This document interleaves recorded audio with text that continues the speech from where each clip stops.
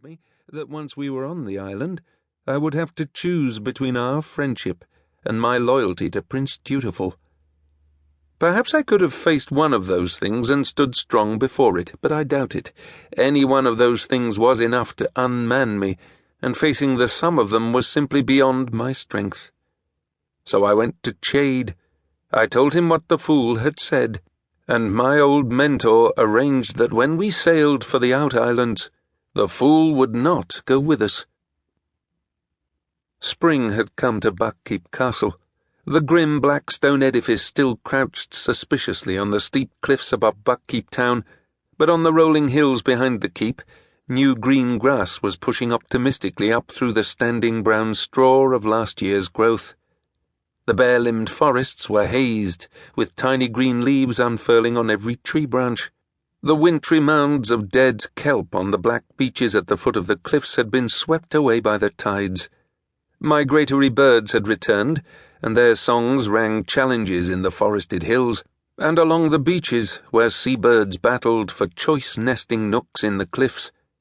Spring had even invaded the dim halls and high-ceilinged chambers of the keep, for blossoming branches and early blooming flowers graced every alcove and framed the entries of the gathering rooms. The warmer winds seemed to sweep my gloom away. None of my problems and concerns had vanished, but spring can dismiss a multitude of worries. My physical state had improved. I felt more youthful than I had in my 20s. Not only was I building flesh and muscle again, but I suddenly possessed the body that a fit man of my years should have. The harsh healing I had undergone in the inexperienced hands of the coterie had inadvertently undone old damage as well. Abuse I had suffered at Galen's hands in the course of his teaching me the skill, injuries I had taken as a warrior, and the deep scars from my torture in Regal's dungeons had been erased.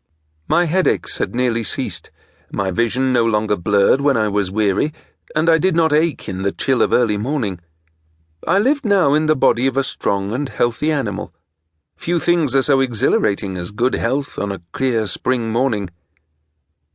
I stood on the top of a tower and looked out over the wrinkling sea. Behind me, tubs of earth, freshly manured, held small fruit trees arrayed in blossoms of white and pale pink.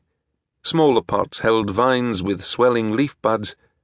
The long green leaves of bulb flowers thrust up like scouts sent to test the air. In some pots, only bare brown stalks showed, but the promise was there, each plant awaiting the return of warmer days. Interspersed with the pots were artfully arranged statuary and beckoning benches. Shielded candles awaited mellow summer nights to send their glow into the darkness. Queen Catrican had restored the Queen's Garden to its former glory. This high retreat was her private territory.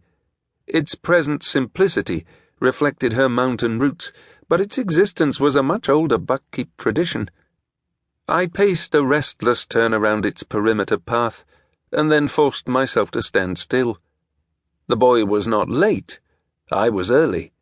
That the minutes dragged was not his fault.